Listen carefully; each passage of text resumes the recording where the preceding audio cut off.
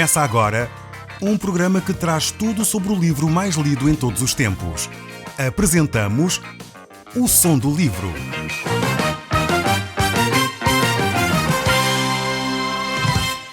Seja muito bem-vindo. Neste podcast vai encontrar o livro mais conhecido e lido em todo o mundo. Vamos levá-lo numa viagem pela história da humanidade. Este é um audiolivro para si, para a sua família e sociedade em geral. Contextualização e comentários de Paulo Chaveiro. Nós temos estado a olhar para o livro mais lido em todo o mundo, a Bíblia. Esse livro temos estudado começamos no início, a partir do livro do Gênesis, e temos vindo a olhar para a vida de vários personagens importantes. Começamos com Adão e Eva, a origem do universo. Vimos também Noé e estamos agora a olhar para a pessoa de Abraão, este homem que tem sido referência para muitas milhares de pessoas em todo o mundo. E olhamos e vemos que ele tinha um sobrinho, Ló, que a certa altura da vivência deles como família, Ló apartou-se de Abraão, afastou-se do seu tio e foi viver para junto de uma cidade chamada a cidade de Sodoma. Com o passar do tempo verificamos que Ló não só viveu perto de Sodoma, mas foi morar mesmo para dentro de Sodoma.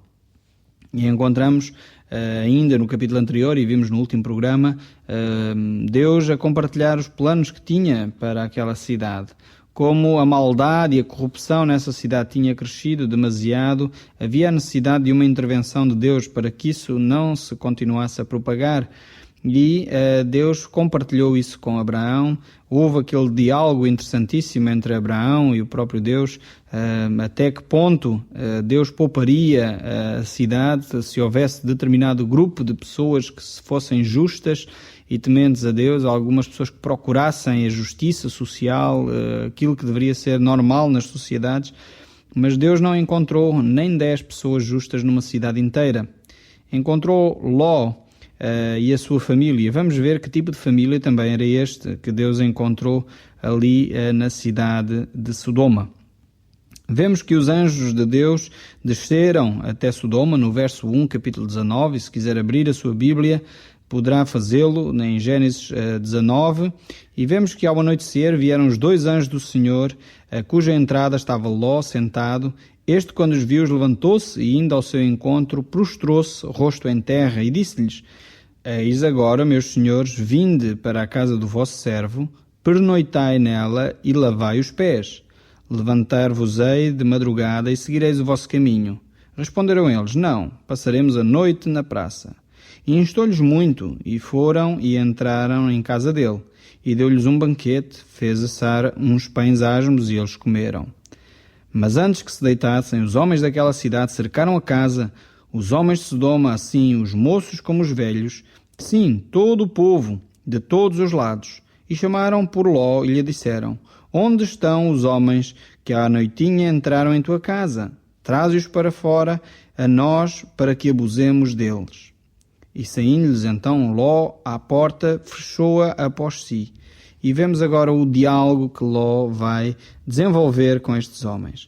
Fazemos aqui uma pausa para comentar um pouco este texto anterior que acabamos de ler. Vemos que estes 2 anjos tinham estado com Abraão. Abraão tinha sido um excelente mordomo de recepção quando os recebeu, fez um banquete também para receber estes anjos do Senhor. E depois Ló, de alguma forma, apesar de viver numa cidade corrupta, vemos ainda que ele tinha preservado alguns valores importantes que tinha aprendido com seu tio. Quando vê estes estrangeiros chegarem, ele prepara um banquete para eles, diz o texto, dá-lhes uma festa de recepção e, de alguma forma, providencia também a estadia deles ali em sua casa. No entanto, apesar desta atitude de Ló, vemos que a cidade tinha uma atitude completamente oposta à de Ló. Ló não queria que estes homens, estes anjos, ficassem a pernoitar na cidade, no meio da praça, porque era extremamente perigoso. E nós sabemos perfeitamente o perigo que há das cidades à noite. E então Ló, por formação de caráter, por aquilo que ele tinha aprendido do seu tio, não permitiu que estes homens ficassem naquela cidade e instalou-os em sua casa. Mesmo assim, vamos ver como este povo de Sodoma era pervertido, era corrompido, era corrupto. Mesmo Ló tendo recebido estas pessoas em sua casa, diz o texto no verso 4 que os homens de Sodoma, assim os moços como os velhos, todos os povos de todo lado, chamaram Ló e queriam então abusar destas visitas. Isto era contrário a tudo o que Ló havia aprendido, em termos de receber bem aqueles que eram estrangeiros, aqueles que estavam de passagem. Este povo queria abusar, e aqui o texto, e a maior parte dos intérpretes concorda que aqui estava-se a referir a abuso sexual.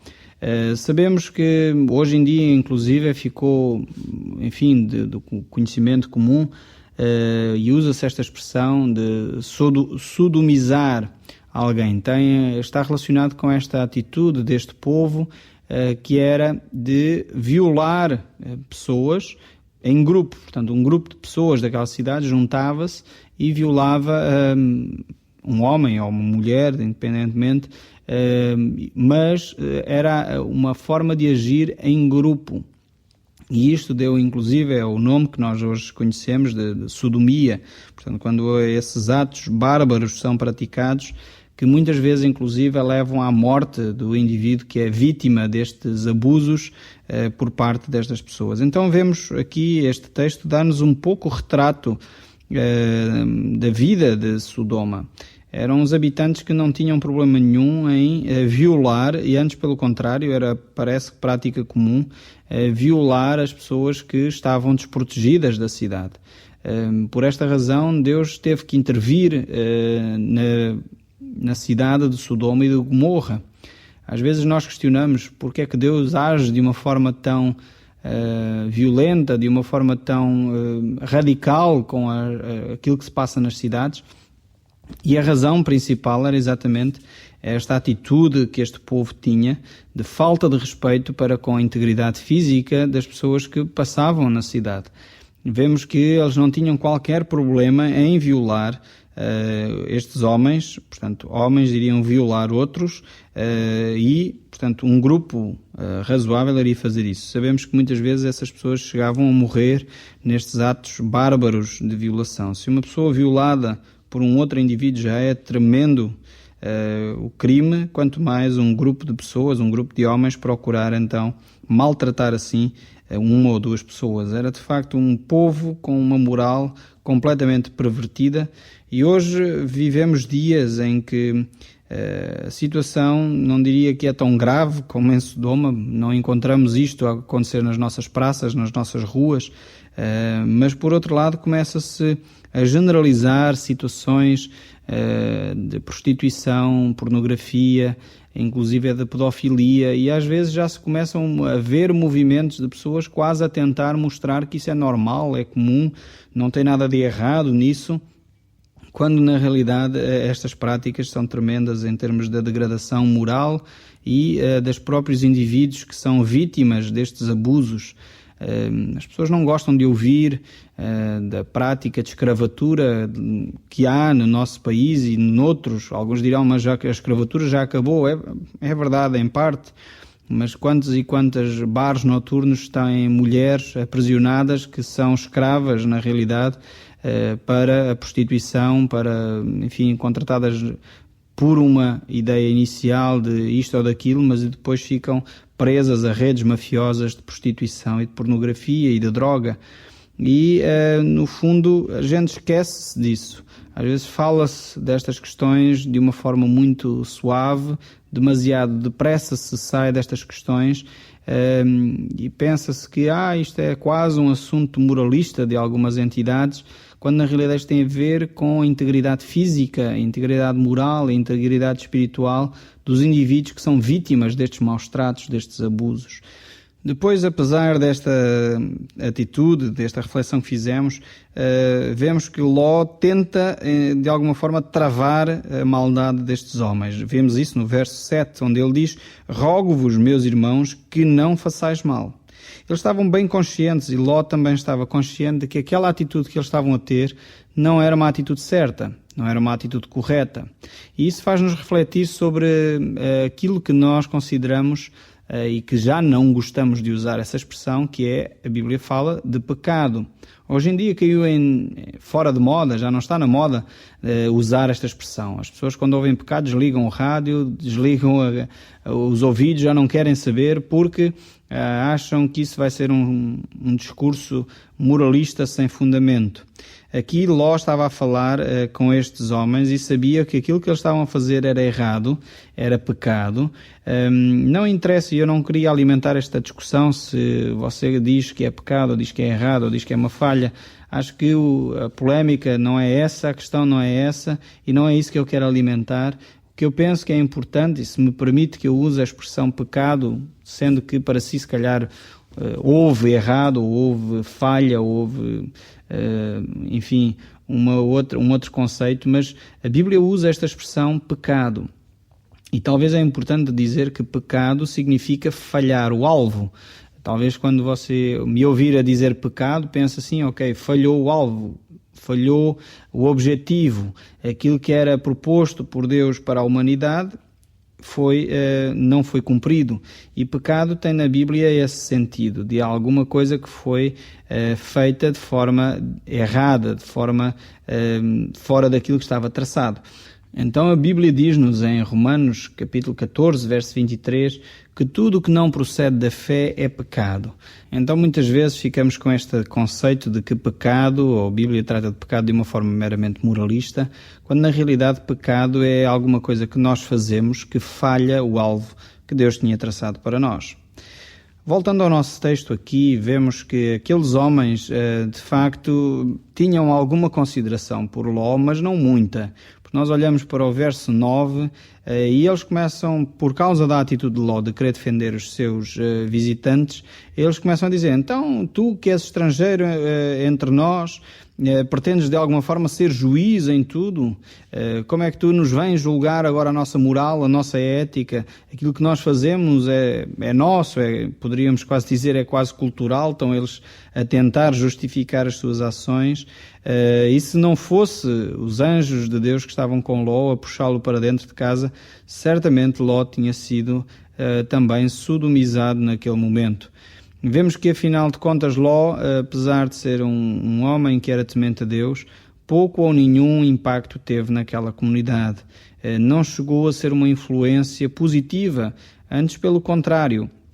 Vamos olhar um pouco mais para a frente e vemos que os anjos perguntam a Ló, no verso 12, se ele tem genros, tem filhas, como é que esses estão em relação às questões e à presença de Deus e à atitude para com Deus. Mas verificamos que os próprios genros de Ló não estão a achar que aquilo que os anjos disseram fosse alguma coisa séria e até de alguma forma zombam dessa questão. E vemos também que Ló, quando se deslocou para Sodoma, ele tinha pastores e empregados e etc. Mas agora encontramos Ló aqui sozinho. Então parece que este negócio que Ló fez de querer se juntar à cidade de Sodoma não foi de facto um bom negócio para ele. Foi algo que ele fez que veio a custar muito caro, não só em termos dos valores morais e éticos de vida, os valores de cidadania que ele tinha desapareceram. Aquela comunidade não queria saber muito dos valores e princípios de vida em comunidade, mas também parece que ele ficou com muito pouco daquilo tudo que ele tinha.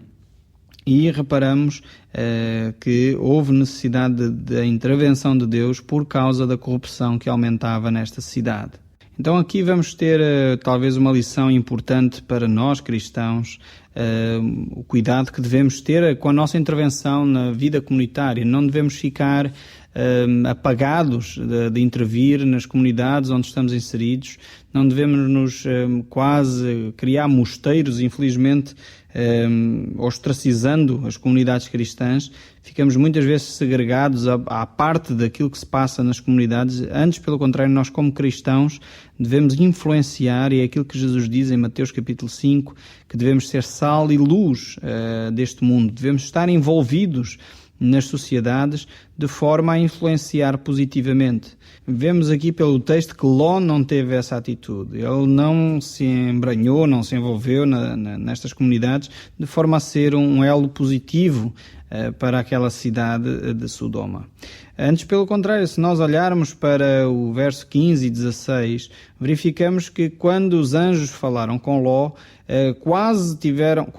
pegaram mesmo, e nós olhamos para isso no verso 16, pegaram mesmo nele, diz aí, pegaram os homens pela mão a ele, portanto a Ló, e à sua mulher e às suas filhas, e tiveram que os expulsar praticamente da cidade. Ele estava tão habituado a conviver com a imoralidade, com a corrupção, que Ló já gostava daquele ambiente, já não se preocupava muito com aquele ambiente. Mesmo depois de Deus ter dito que iria castigar a cidade, mesmo assim Ló queria permanecer ali. Foi pela misericórdia de Deus, pela graça de Deus, pela bondade de Deus para com Ló e a sua família, que ele o forçou a sair dali.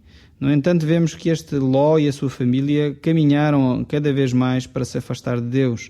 Saiu ele e a sua família com mais nada nas mãos, simplesmente salvaram a sua pele, e depois, ao saírem, os anjos tinham-lhe dado indicações: foge para o monte, para que não pereças, diz o texto no verso 17, mas mesmo assim Ló, de alguma forma, reivindicou diante de Deus as indicações que Deus havia dado, então procurou uma solução diferente daquela que Deus estava a dar. Isto manifesta o sentido de alguma forma, rebelião que Ló tinha contra o fazer aquilo que Deus dizia, pondo em causa que a vontade de Deus era de facto a melhor. E às vezes nós, como cristãos, agimos desta maneira. Deus dá-nos indicações claras sobre a vida diária, cotidiana, a forma como devemos proceder com os outros, a forma como nos devemos conduzir no trabalho, na família, com os nossos vizinhos. E quantas vezes nós colocamos em dúvida que Deus está a falar é mais correto do que aquilo que nós achamos. E por vezes ceifamos coisas tremendas, erradas e más, porque quisemos fazer as coisas à nossa maneira. Ló, vamos e vê-se logo no seguinte, nos textos seguintes, que isso acontece com Ló e com a sua família. Não só a mulher de Ló desobedece olhando para trás, porque os anjos tinham dito para não olhar para trás, ela faz isso e torna-se numa estátua de sal, mas também vemos nos versos 30 em diante que as suas filhas têm atitudes semelhantes àquelas que viram de alguma forma em Sodoma, atitudes de perversão já, e que de alguma forma enganam o seu pai, e têm de facto situações muito complicadas que Ló vai colher na sua família. Então, esta atitude de Ló, de ter escolhido conviver com uma cidade corrupta, teve um preço extremamente elevado. Talvez você já foi um cristão extremamente envolvido com as coisas de Deus, mas com o passar do tempo começou a envolver-se com questões, começou-se a afastar dos princípios de Deus, talvez de uma forma até suave, não de uma forma grosseira, como encontramos aqui em Gênesis capítulo 19, mas isso foi contribuindo para que se afastasse cada vez mais de Deus. Os valores que você tinha originalmente deixaram de ser importantes para si e começou a pactuar com outros valores menos claros, talvez. Mas é a altura, se calhar, de fazer uma pausa na sua vida e voltar para trás, pensar nos princípios de vida que você tinha enquanto caminhava com Cristo e verificar que vale muito mais andar perto de Deus do que fazer as coisas à nossa maneira. Mudando um pouco de assunto, porque olhamos para o capítulo 20, que é a sequência desta história, vemos de novo Abraão e a sua esposa saindo outra vez dos caminhos de Deus. Estes dois capítulos narram histórias bastante tristes da vida de Abraão, assim como do seu sobrinho Ló.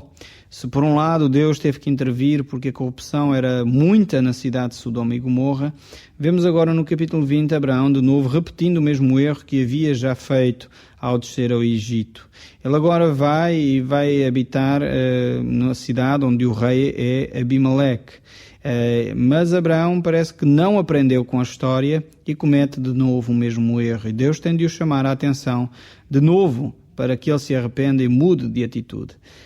Isto faz-me lembrar, muitos de nós, que temos esta mesma dificuldade. Quantas e quantas vezes nós caímos constantemente na mesma falha, no mesmo erro, no mesmo pecado. Talvez a sua falha de pensamentos, talvez a sua falha de palavras, talvez a sua falha de atitudes. E quantas vezes você diz: eu não queria fazer isto, não era isto que eu desejava que acontecesse, mas repete e repete.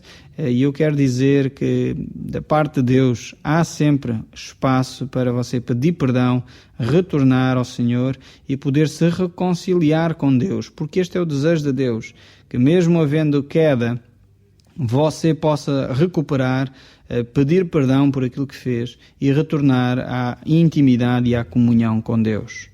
Eu gostaria agora, antes de encerrar o programa, fazer uma pergunta. Qual destes casos falou mais consigo? O de Ló, o da esposa de Ló, ou o de Abraão e Sara? O que é que Deus lhe disse que você deve fazer a partir daquilo que ouviu? Sabe, a palavra de Deus só é, de facto, importante para nós quando nós aplicamos no nosso dia-a-dia aquilo que Deus nos diz. Quando nós ouvimos e não pomos em prática, de pouco ou nada nos serve ouvir a palavra de Deus.